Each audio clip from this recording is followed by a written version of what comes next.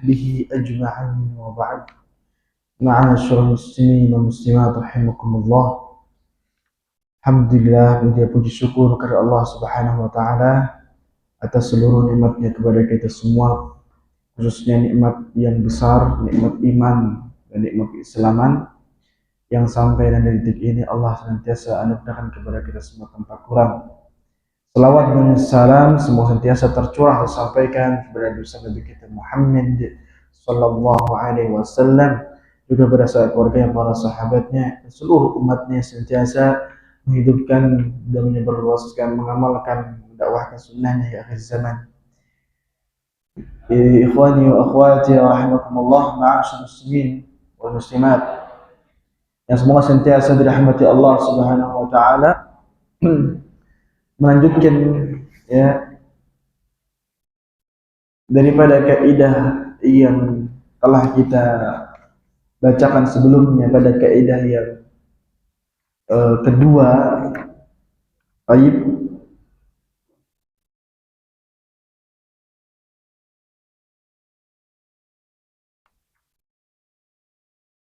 yang kita ya di kaidah yang kedua ini diajarkan bahwa yang namanya sumber pensyariatan, ya, sumbernya dakwah, sumber pelaksanaan ibadah itu adalah apa yang terdapat pada Al-Quran Al-Karim dan hadis yang sahih. Baik.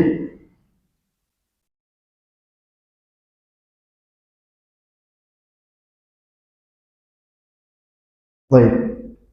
Karenanya Allah Subhanahu wa taala meminta kita untuk taat kepada Allah dan Rasul-Nya.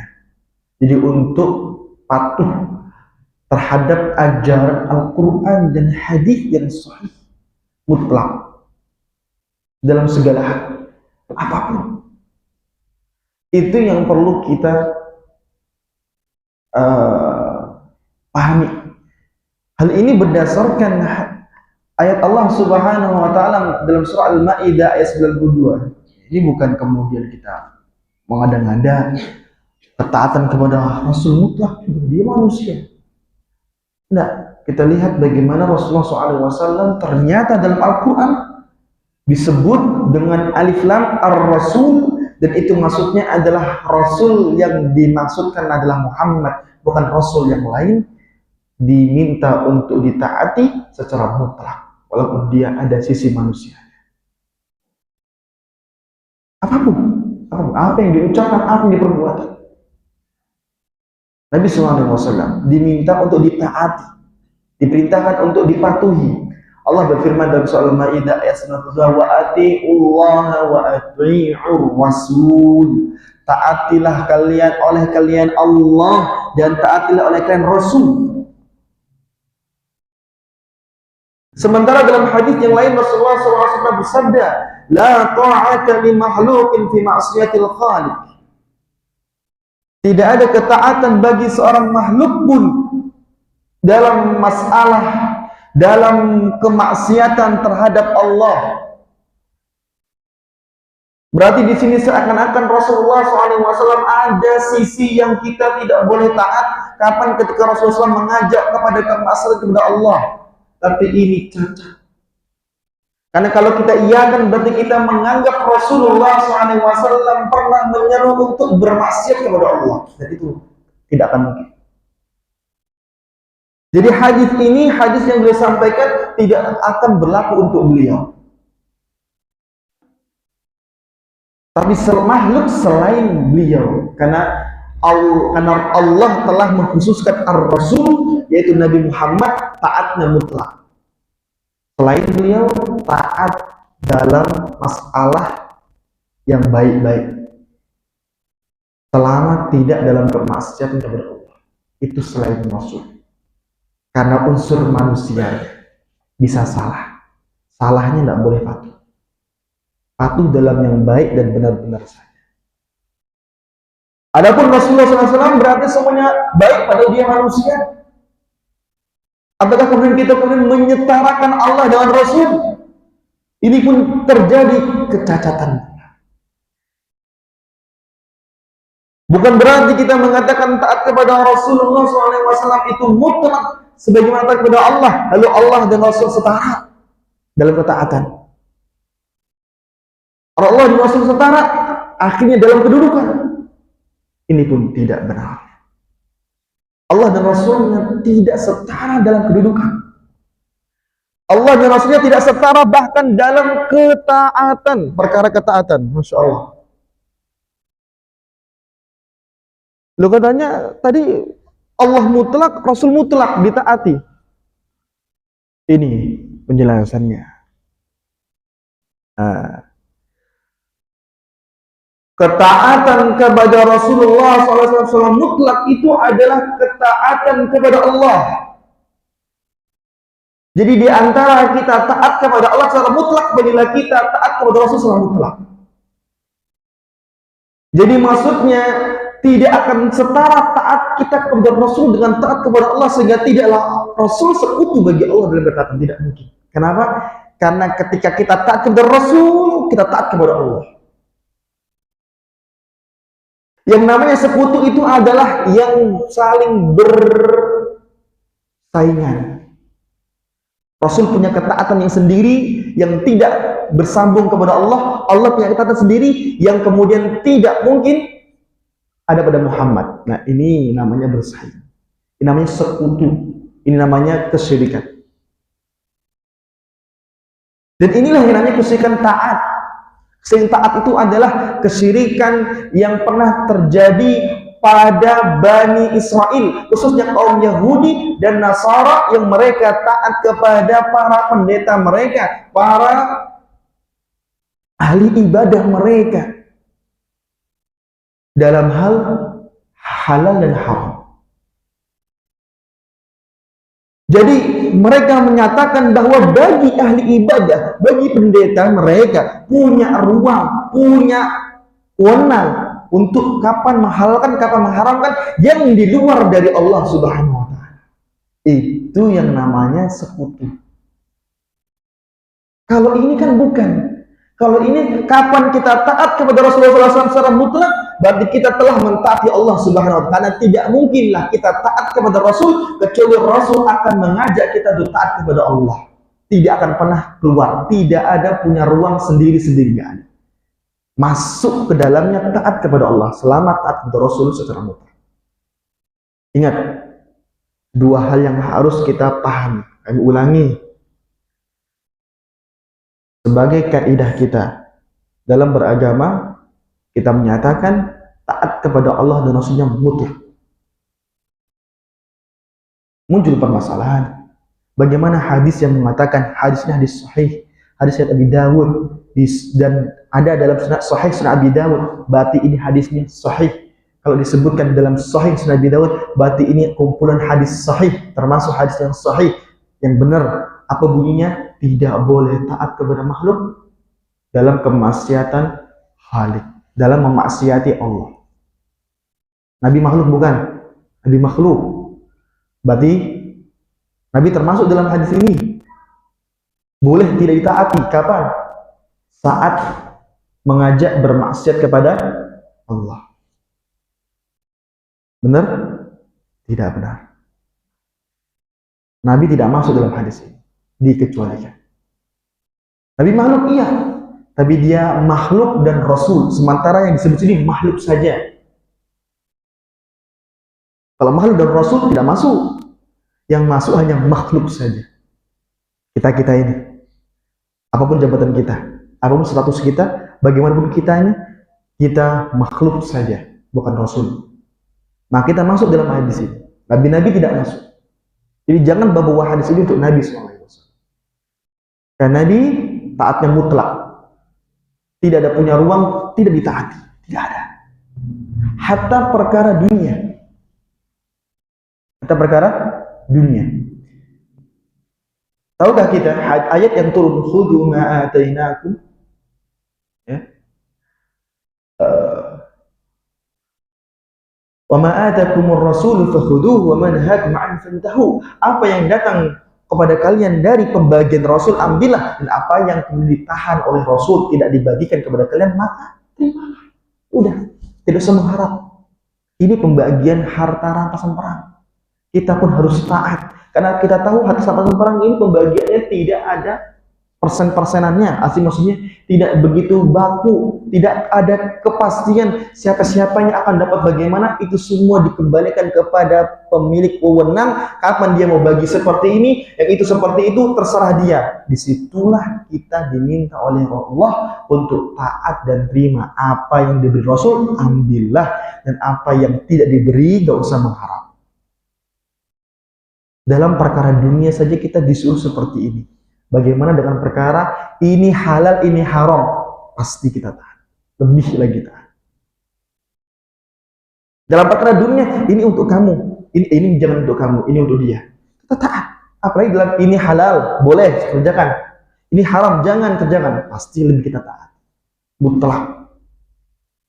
Adapun kasus Nabi SAW pernah melarang untuk mengawinkan pohon kurma sehingga akhirnya gagal panen di kota Madinah, lalu kemudian Nabi SAW mendapatkan keluhan dari petani-petani kota Madinah, dari kalangan sahabat Rasulullah SAW, lalu kemudian Nabi merevisi sabdanya, antum a'lamu bi umuri dunyakum, itu adalah bentuk contoh ketaatan sahabat yang sebenarnya kepada Rasul apapun.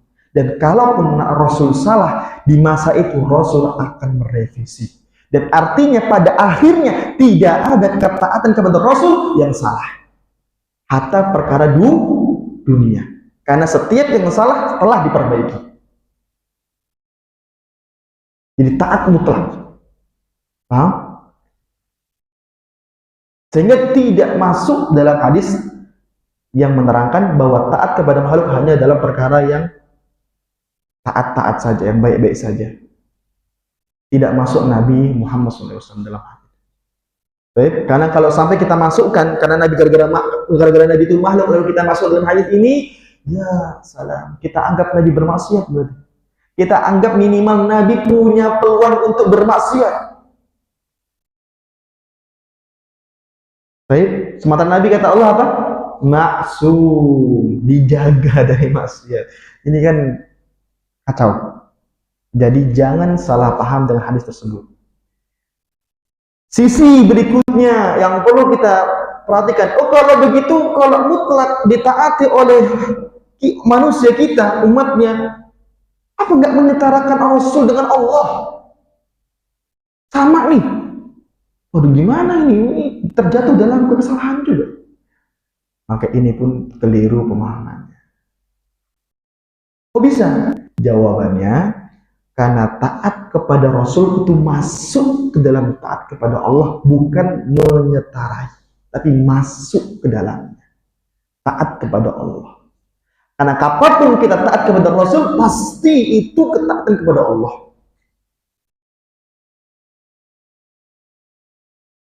Apapun. Nabi SAW bagaimana mengajarkan kita, ya,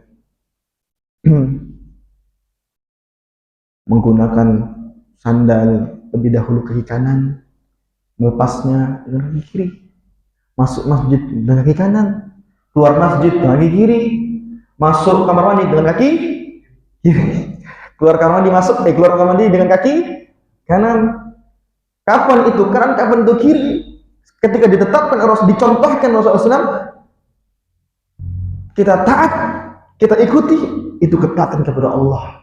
Itulah ketaatan kepada Allah Subhanahu wa Ta'ala. Karena taat kepada Rasul masuk kepada ketaatan kepada Allah Subhanahu wa Ta'ala. Maka taatilah Rasul mutlak. Jangan pilih-pilih, aku maunya yang taat dalam masalah ini, yang ini aku belum bisa taat, nggak mau, belum siap. Karena yakinlah kalau kita tinggalkan yang menyelisih Rasulullah SAW, Anda dalam ketaatan kepada Allah, bukan sekedar kepada Rasulullah SAW. Yakin. Biasanya kan kita ini ya, masalah ini ya, Bagian kita ya beranggapan, mohon maaf nih, ya bila dianggap permasalahan-permasalahan yang khilafiyah,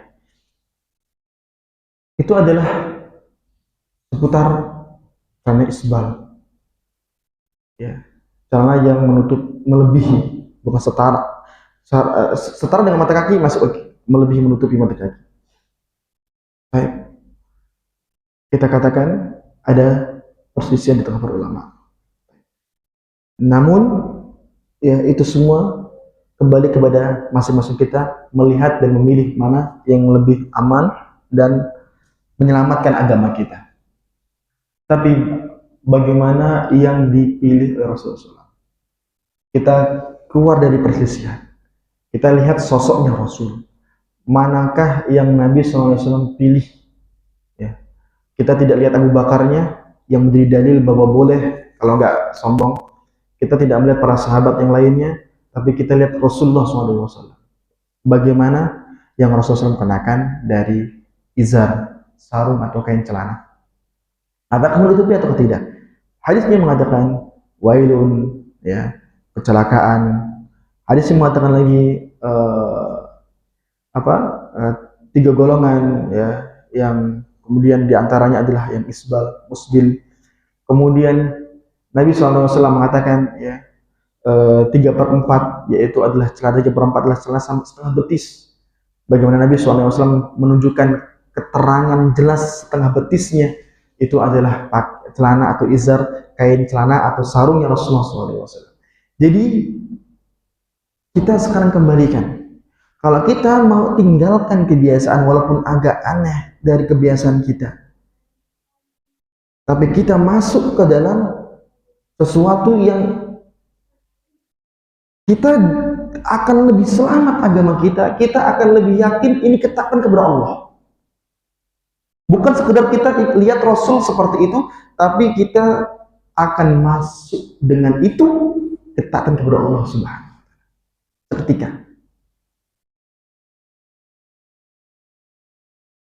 Seperti itu. Jadi kalau kita melihat diri sisi Rasulullah SAW, ya, apalagi dalam perkara-perkara dunianya, dalam perkara-perkara yang biasa, misalkan seperti apa? Nabi SAW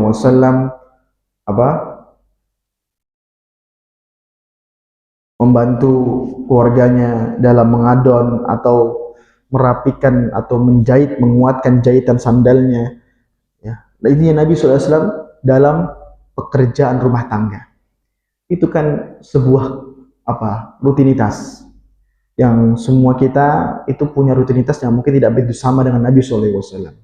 Tapi kalau kita melihat poinnya adalah, Nabi SAW mau membantu keluarga. Jadi sisi yang sesuai dengan sunnah atau contoh Nabi, seorang suami membantu pekerjaan rumah tangga atau membantu pekerjaan istri pasangannya. Baik, ketika kita melihat diri kita masih terjebak dalam kondisi, ya, nggak level atau ya bukan egois, memandang hal seperti itu tuh hal-hal yang di lingkungan kerjanya, di lingkungan nongkrongnya, kayaknya cukup sekali jadi suami seperti itu. Nggak masuk bagi dia, bagi suami kayak gitu. Itu suami suami yang takut. Kalau kita mau tinggalkan itu, kita masuk bukan hanya mencontoh Rasul, melakukan ketaatan kepada Rasul. Walau pegang cuci piring, cucian bahkan kita menyapu. Itu ketaatan, bukan rutinitas kepada bukan hanya Rasul tapi Allah Subhanahu wa Ta'ala. Karena sekali lagi ketaatan kepada Rasul masuk langsung ketaatan kepada Allah Subhanahu wa Ta'ala, sehingga tidaklah disebut persekutuan atau kesyirikan. Kapan kesyirikan itu terjadi dalam ketaatan? Kalau kita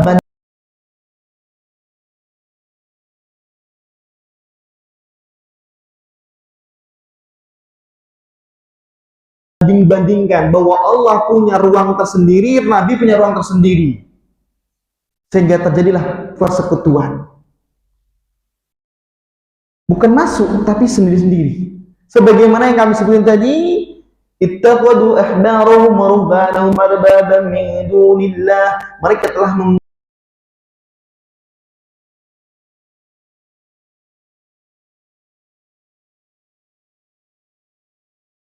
mereka punya ruang untuk menghapus dosa, punya ruang untuk menghalalkan yang Allah haramkan, punya ruang untuk mengharamkan yang Allah halalkan. Sehingga mereka berdiri sendiri, punya kewenangan ketaatan selain yang Allah miliki. Itu yang namanya persekutuan. Beda. Beda. Jadi jangan sampai ya pun salah dipahami. Saya di sini paham ya? Baik. Fata'atuhum.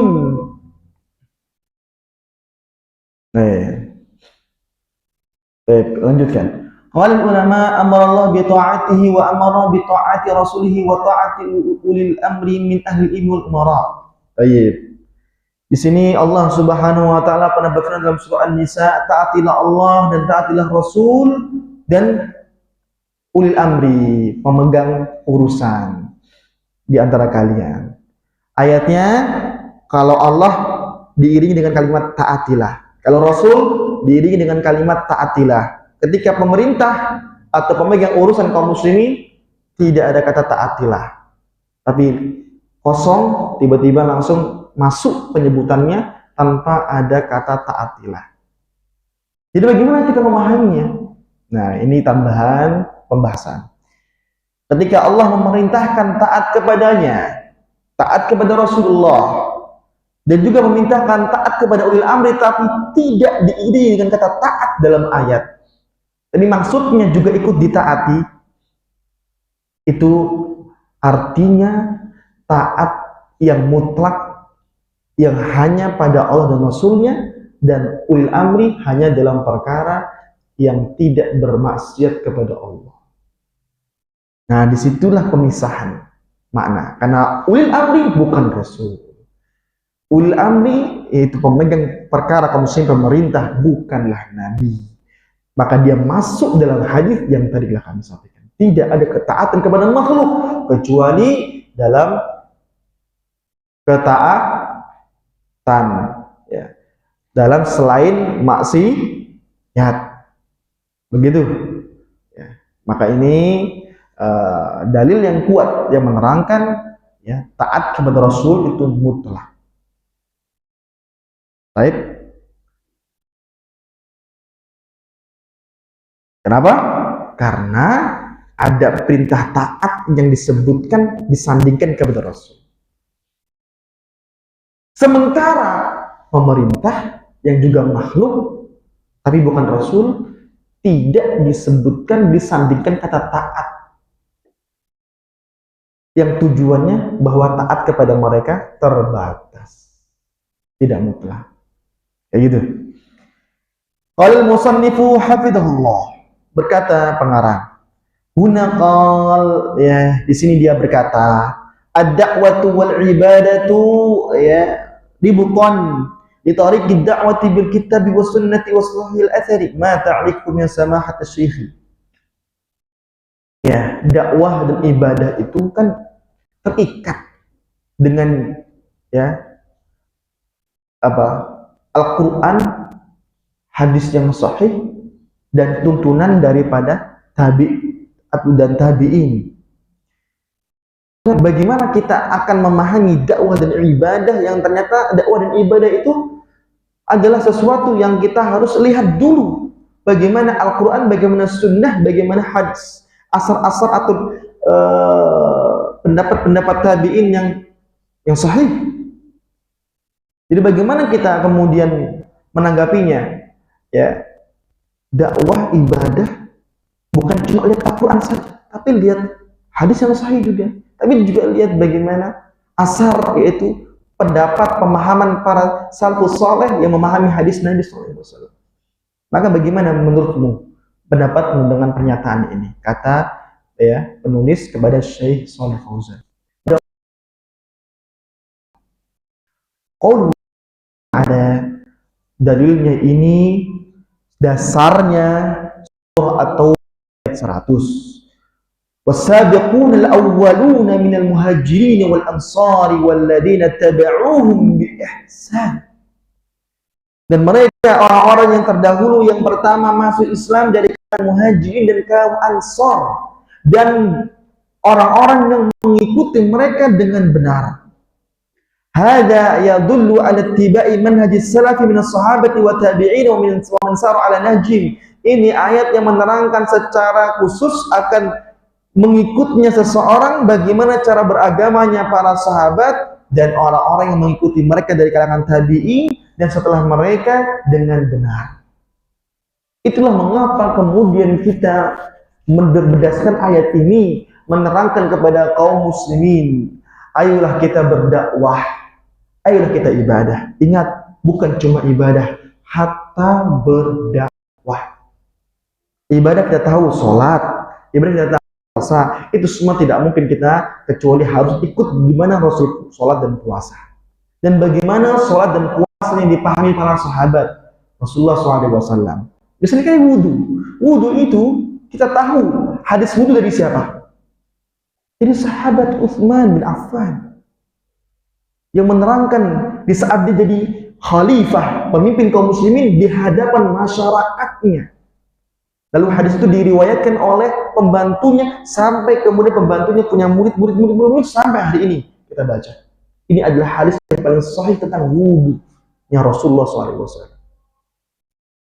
Jadi untuk ini menerangkan kepada kita bahwa dalam masalah ibadah kita yakin ikut Rasulullah SAW, kita yakin ikut Rasulullah, para sahabat dan yang memahami setelahnya tabi'in dengan benar. Tidak bisa kemudian kita langsung ingin ibadah wudhu semau kita. Begitu pula dalam berdakwah, ma'asyiral muslimin wal muslimat rahimakumullah. Berdakwah pun kita harus melihat, menengok bagaimana Rasulullah SAW, bagaimana para sahabat dan setelah mereka. Ini bukan kejumutan, ini bukan kebakuan, tapi ini prinsip.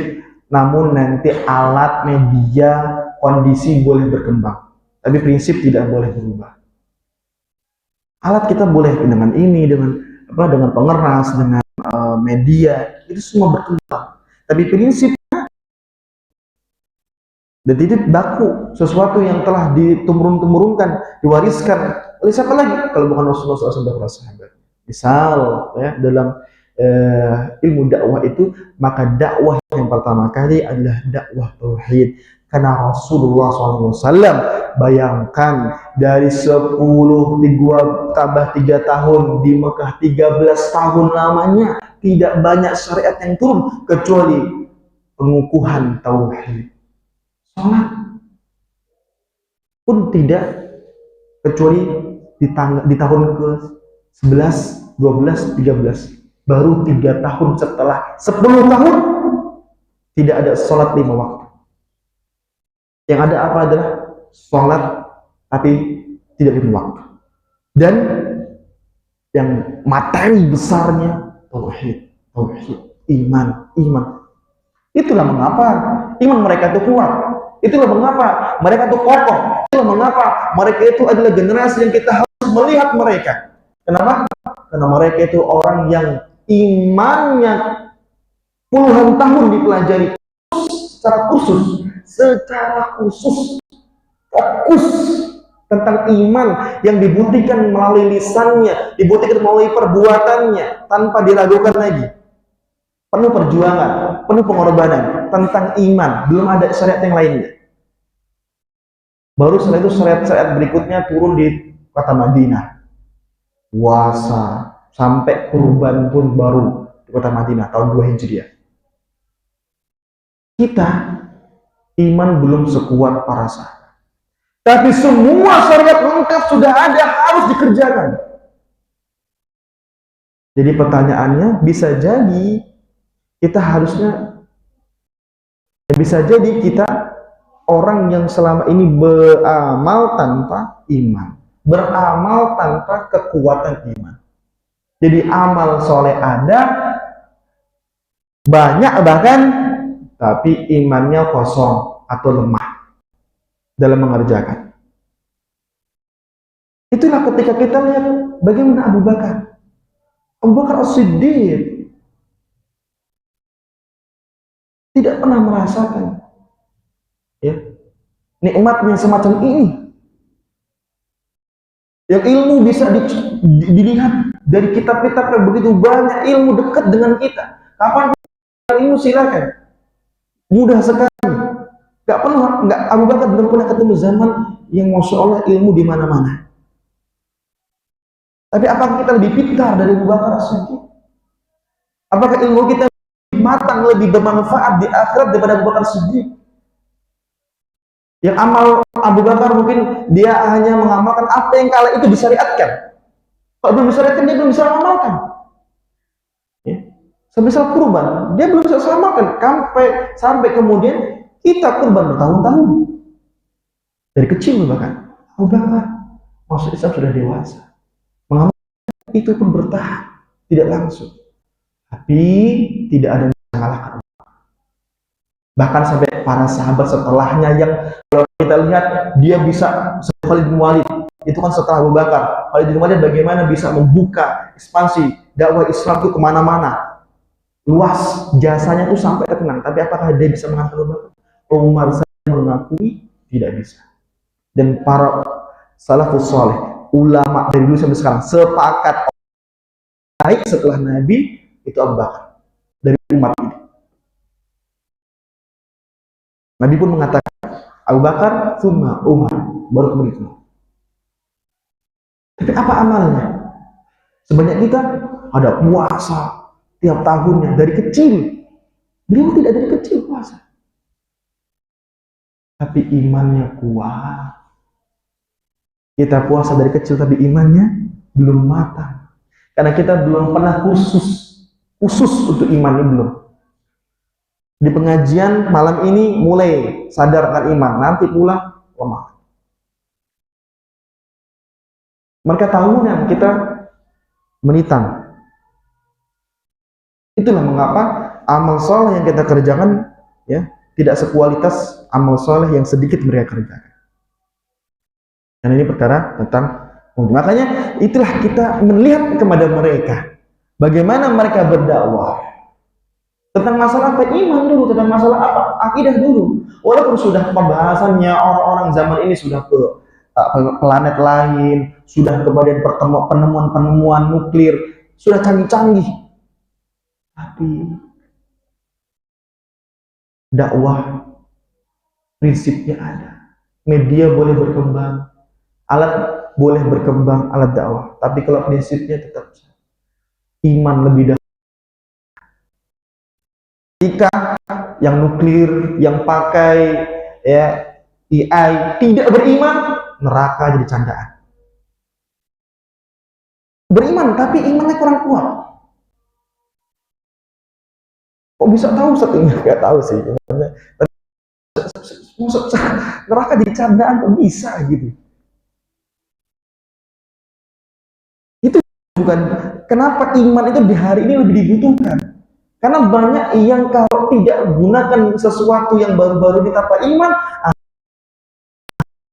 agama di neraka. Kita butuh masalah ini. Maka dakwah itu prinsipnya memang dari sini, nggak bisa baku dia. Baik. Jadi itu landasannya. Ada ayat ini yang menerangkan kita harus melihat kepada orang-orang yang mengikuti para sahabat yang dengan baik, ya, mengikutinya dengan baik. Taib. Ya. Walihada athna alaihimullahu jalla wa ala. Oleh karena Allah memuji mereka, orang-orang setelah para sahabat. Wa athna 'alal orang-orang yaitu para sahabat. Wa afda 'alal ladzina tabauhum bi ihsan. Allah memuji orang-orang setelah mereka yang mengikutinya dengan benar. Wa kama dzakarna, dan sebagaimana telah kami sampaikan, wa itba'una tabani Rasulullah sallallahu alaihi wasallam. Para sahabat, ini ingat para sahabat, dan kemudian orang-orang setelah mereka tabi'ut tabi'in, yang ini adalah salafus saleh, tetap sekalipun mereka jadi contoh, diikutinya apabila selaras dengan Rasulullah SAW. Baik, lastiklalan, bukan karena menyendiri, harus ada keterangan bahwa mereka mengikuti Rasul, baru kita ikuti mereka.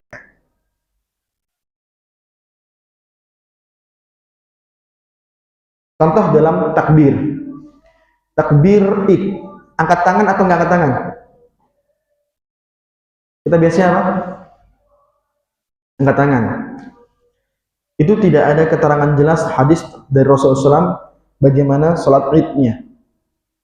Yang ada bagaimana angkat tangan dalam sholat idnya. Yang ada adalah tata cara jumlah takbirnya. 7 kali takbir di awal, selain takbir, atau bisa sama, atau bisa lainnya bisa, dan 5 takbir rakaat kedua selain rakaat 1 kedua. Tapi angka tidaknya tidak dirinci. Hadis yang sahih dari Nabi SAW. Mengapa kita angkat tangan? Karena ada riwayat dari Ibnu Mas'ud. Kalau nggak salah Ibnu Mas'ud radhiyallahu anhu, dia angkat tangan setiap takbir. Ulama di sini menyatakan tidak angkat tangan karena tidak ada Rasulullah SAW. Berarti ulama yang tidak angkat tangan menganggap bahwa pendapat Ibnu Mas'ud itu istiqlal, menyendiri, tidak ikut-ikut Rasul, sehingga tidak diikuti. Ini maksudnya penerapannya. Kapan itu para sahabat ada bukti ikut Rasul, baru kita ikut. Kapan para sahabat tidak ada bukti ikut Rasul, maka kita boleh tidak ikut. Tapi para sahabat mengadakan itu pasti ikut Rasul. Indikasinya kuat ikut Rasul. Nggak mungkin dia masuk berbuat sendiri, tapi kita ikut angkat tangan. Mungkin ada indikasi yang lebih lagi, yaitu adalah perbuatan Abi Hurairah ketika wudhu. Wudhunya Abi Hurairah itu sedikit berbeda dengan kita. Wudhunya dia sampai bahu, cuci tangan sampai bahu, cuci muka sampai leher. Ada kayak gitu kita? Kalau ada berarti kita ikut Abu Hurairah radhiyallahu anhu. Tapi Rasulullah SAW tidak pernah demikian. Hadis Utsman yang sahih, paling sahih, tidak menerangkan itu. Utsman pun tidak melakukan itu. Tapi Abu Hurairah menyendiri. Jadi kalau ini murni pendapat Abu Hurairah sendirian, maka kita boleh tidak ikut. Karena kita ikut Abu Hurairah kalau Abu Hurairah menyatakan ada bukti dari Rasulullah SAW demikian. Dan ternyata kita gak ikut. Ya, jangan gak ikut kan? Karena memang terbukti ini murni hanya dari Abu Hurairah. Kapan para sahabat pernah mengetahui Abu Hurairah wudhu dengan seperti itu? Ditegur, ya Abu Hurairah, ada apa ini? Kenapa kalau saya wudhu sampai ke bahu, sampai ke leher? Dia kaget. Lalu dia kemudian, ini hanya untuk, artinya apa? Menyendiri. Selesai? Jadi ini cara memahami taat kepada sahabat. Itu sesuai taat kepada Rasul. Tetapan dia menyendiri, nah kita tidak mengikuti. 3 poin tadi sudah intinya dalam ketaatan ini, yaitu taat kepada Rasul itu mutlak. Karena taat kepada Rasul itu taat kepada Allah. Rasul tidak masuk kepada la maksiat, tapi la ta'at, tidak masuk dalam hadis, tidak masuk. Karena makhluk di situ makhluk, bukan Rasul. Maka Rasul tidak masuk. Dan yang kedua, apa yang kedua? Taat kepada Rasul yang mutlak bukan sekutu bagi Allah. Tapi taat kepada Rasul yang mutlak itu masuk dalam ketaatan Allah. Yang ketiga, masalah Allah. Yang ketiga, bahwa taat kepada sahabat itu ketika taat kepada Rasul. Berarti ada bukti mengikuti Rasul. Tapi kapan itu adalah perbuatan sahabat sendiri, seperti Abu Hurairah tadi, maka kita tidak taat kepada mereka. Jelas ini kaidahnya? Ya, Allah ta'ala bisawab. Itu bila ada pertanyaan kami persilahkan.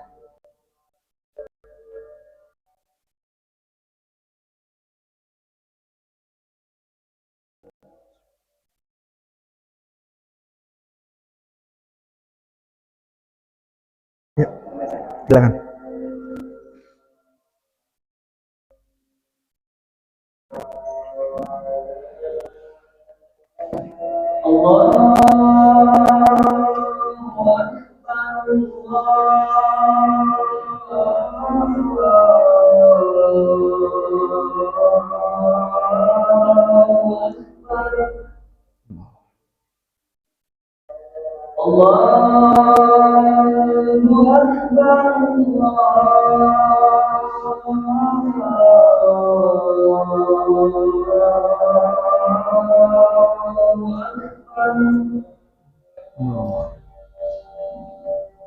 أشهد أن لا إله إلا الله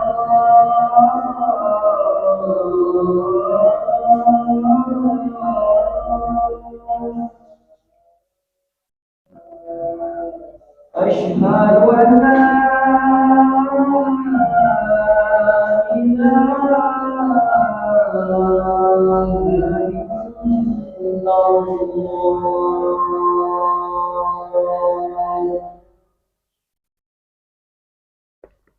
أشهد أن محمدا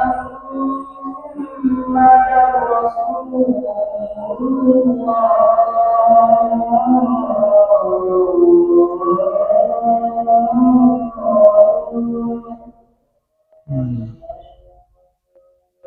أشهد أن محمدا رسول الله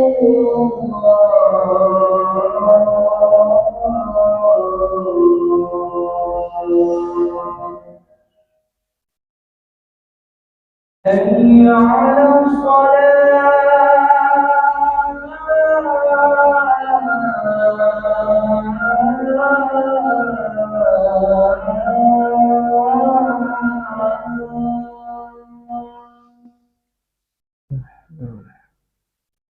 حي على الصلاة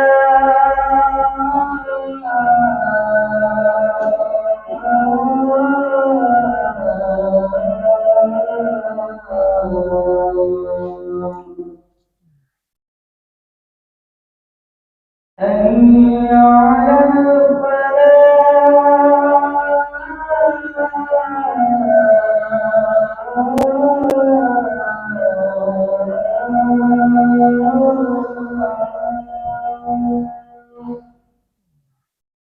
حي على الفلاح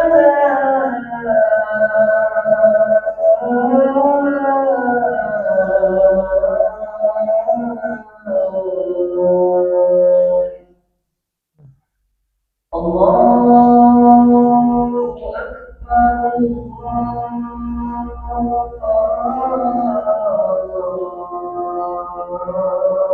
الله أكبر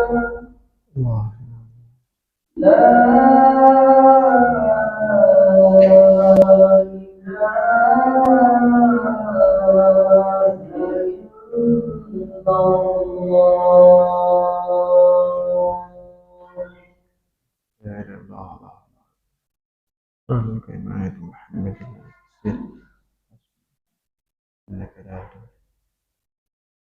pertanyaan silakan.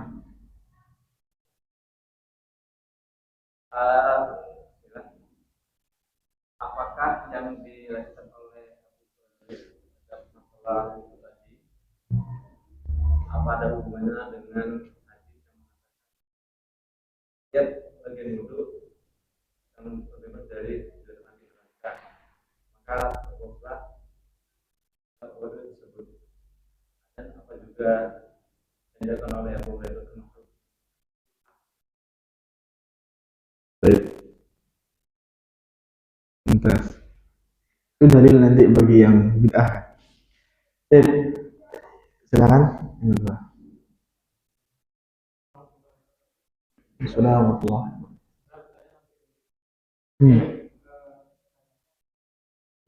Bagaimana jika kita mengikuti para sahabat yang tidak masuk dalam hukumnya?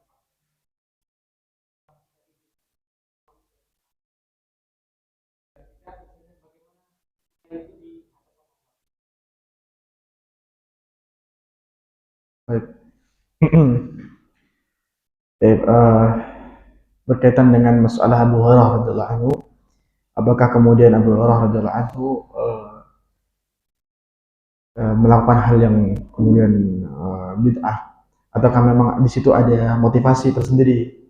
Kenapa Abu Hurairah sampai demikian? Maka jawabannya, Abu Hurairah itu ya adalah sahabat yang sampai hari ini terkena fitnah. Bahkan sampai orang-orang liberal itu ingin menghujat Abu Hurairah. Betul. Dari beberapa yang celah yang bisa mereka angkat dan membuat Abu Hurairah harus jatuh. Dan di antaranya ini. Kenapa demikian? Kenapa mereka harus mencela Abu Hurairah? Karena Abu Hurairah adalah sahabat paling banyak membawa hadis Rasulullah. 5.000 sekian hadis, dan itu terbanyak. Kalau Abu Hurairah gagal, cacat, hadis Nabi 5.000 selesai. Kita bisa buat kepentingan di atas agama ini. Itu yang mereka tuju. Baik, bagaimana kita membela Abu Hurairah? Kita harus pahami pernyataan-pernyataan beliau dengan semestinya. Pertama, itu bukan kebid'ahan. Kenapa? Karena semua yang diperkerjakan para sahabat tidak mungkin sebuah kebid'ahan. Para sahabat tidak akan berani, karena mereka itu orang yang paling bertakwa. Dasar mereka yang harus kita pahami adalah orang yang telah dipilih oleh Allah, hatinya paling tepat menemani Rasul dibanding kita. Jadi gak mungkin justru dari mereka lah kebid'ahan. Loh, bukankah ada perselisihan dan penyimpangan itu mulai bibitnya dari zaman Rasul? Itu adalah bukan dari sahabat. Mereka adalah orang yang tinggal di tengah mereka dan bertemu. Dan itu orang munafikun. Orang munafikun itu kan mereka kan punya sifatnya sahabat. Ketemu Rasul, hidup zaman Rasul, tapi mereka adalah munafikun. Makanya Nabi tidak mau memerangi mereka, takutnya nanti dikira membunuh sahabatnya. Karena sifatnya ada, ketemu saya, hidup dengan saya. Tapi Nabi dikasih tahu siapa-siapa munafikunnya. Dan Abu Hurairah bukan. Jadi tidak mungkin Abu Hurairah berbuat kebid'ahan. Kedua, para sahabat itu dijamin jujur. Derajat hadis. Orang-orang yang diterima derajatnya, orang-orang yang naik dan menduduki level-level jujur itu para sahabat. Sampai pun nggak diketahui siapa nama para sahabatnya, tapi itu pasti sahabat terima. Sampai taraf itu. Karena percaya akan jujurnya para sahabat. Karena siapa yang telah mensucikan para sahabat? Allah radhiyallahu anhum wa radu'an. Allah ridho mereka, mereka ridho sama Allah. Gak mungkin yang Allah ridho itu dusta. Selesai? Lalu apa namanya Ustaz? Kan itu mirip seperti karakter bid'ah. Maka itu namanya adalah Ihya sunnah, menghidupkan sunnah Rasulullah SAW. Ya, menghidupkan sunnah Rasulullah SAW yang kemudian sunnah ini dipahami di para sahabat dipahami dengan berbeda-beda. Contoh wudhu, hadis yang menyebutkan hilyatul, ya, perhiasan seorang mukmin pada hari kiamat, tetap wudhu, di mana tersentuhnya air wudhu, sampai mana air wudhu menyentuh dirinya, di situ perhiasan dia di hari kiamat. Adapun ayat tadi, hadis tadi itu ya lebih kuat ini motivasi Abi Hurairah. Bahkan Rasulullah mengatakan, umatku pada datang dengan membawa cahaya di wajahnya, lehernya, wajah dan lehernya, tangan dengan tangan sampai bahunya. Abu Hurairah memahami, oh berarti, dan Nabi mengatakan ini min atharil wudu, dari bekas wudu. Oh berarti wudu sampai sini juga. Karena kata Rasulullah, aku lihat umatku datang pada hari kiamat berbondong-bondong dengan cahaya dari wajah sampai leher, dari tangan sampai lengan, dari bekas wudunya. Sehingga dipahami oleh sahabat Abu Hurairah dengan istihad dia, dan dia punya kemampuan. Maka Abu Hurairah mengatakan, wudu kalau gitu sampai sini. Loh, Abu Hurairah nggak tahu tentang Utsman. Ya tahu, itu di zaman Utsman juga. Dia tahu lah bagaimana Rasulullah berwudu. Tapi bagaimana dia boleh memahami lebih luas lagi karena dia punya kemampuan. Sehingga inilah dalil yang tidak boleh diikuti oleh orang-orang yang berbuat kebid'ahan. Kenapa? Karena Abu Hurairah punya kemampuan untuk beristihad sehingga memahami dalil yang ada. Tetapi yang berbuat kebid'ahan sampai hari ini terus menambah-nambah ibadah bukan Abu Hurairah. Jadi jangan samakan diri kita dengan Abu Hurairah. Jadi itu bukan kebid'ahan, tapi itu adalah istihad Abu Hurairah dalam memahami hadis yang tadi ini. Sahabat yang lain hanya melihat hadis ini adalah, oh hadis ini dengan sendirinya cahaya, tidak harus air wudhu sampai ke bahu, tapi dengan sendirinya pada hari kiamat akan keluar cahaya sampai situ. Selama wudhunya benar, sesuai tuntunan Nabi SAW. Dan ternyata Abu Hurairah pun ketika mengamalkan hadis ini, dan dia kemudian menyampaikan air sampai bahunya, ketahuan para sahabat ditegur. Nanti Abu Hurairah punya hujah. Dan dia mengatakan, ini untukku. Dia tidak mau untuk disebarkan, tidak mau diikuti. Hanya untukku. Karena dia tahu ini pemahaman dia, ini istihad dia. Tapi ahli bid'ah itu buat bid'ah untuk kaum muslimin. Seandainya dia buat bid'ah, ini untukku, ya terserah Anda. Tapi apa enggak? Diajak-ajak kaum muslimin. Ayo amalkan ini, ayo amalkan ini. Kalau enggak amalkan ini, maka kamu adalah wahabi, misalnya gitu dan seterusnya. Ini anak kita nggak arah ke situ juga, tapi kita fokusnya kepada Abu Hurairah bersih namanya di sini. Dia istihad, bukan kebid'ahan.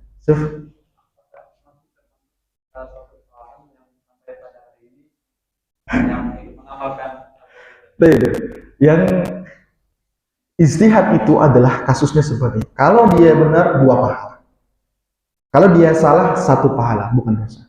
Tapi kita nggak tahu benar salahnya kecuali Allah yang menetapkannya nanti. Jadi kalau kita boleh sarankan, boleh kita sarankan. Apa sarankan? Yang tidak berspekulasi. Aman dan selamat agama kita ikut yang bagaimana mayoritas para sahabat kerjakan. Abu Hurairah telah mengatakan ini untukku saja. Udah selesai. Maka kita harusnya memahami ini, jangan kemudian tetap ngotot nggak pengen kayak Abu Hurairah. Karena nggak pengen Abu Bakar, nggak pengen Umar, karena pengen Utsman. Ini bukan membanding-bandingkan, tapi ingin menyadarkan pilihan kita tuh jelas sebenarnya. Abu Hurairah toh nggak minta diikuti, gitu. Paham ya? Ya, demikian dapat kami sampaikan. Kita tutup dulu. Subhanallah wa bihamdika. Oh iya, sebelum itu mohon maaf. Buat yang punya anak masih usia putra SD kelas 5, kelas 6 yang bisa kita didik untuk kadar nahwu cilik, jadi masih kecil tapi menguasai kaidah nahwu dan bisa baca kitab, ya tolong disarankan kepada kita, hubungi nomor Ana di grup itu, ada grup Amal 5. Insya Allah kita akan buat kelas khusus untuk nahwu cilik buat mereka. Kita ingin riset apakah anak kecil bisa nahwu. Orang kecil bisa baca kitab. Kan kalau kita baca kitab kan anak kecil agak lain ya, bukan keutamaan. Ya. Karena kita lihat teman-teman di tempat lain itu SD-SD-nya di Jawa Timur, di Jawa Tengah yang ikut salafiyah itu pintar baca kitab. Apa yang diirab iki ning irab apa di irab ya Mas. Bisa nggak kita kayak gitu punya anak-anak yang seperti itu? Ya coba dulu lah. Coba dulu. Ya, insya Allah yang siap silahkan disarankan, nanti kita coba didik untuk itu. Demikian kita tutup bunyi subhanakallahumma wa bihamdika asyhadu an la ilaha illa anta astaghfiruka wa atubu ilaik. Assalamualaikum warahmatullahi wabarakatuh.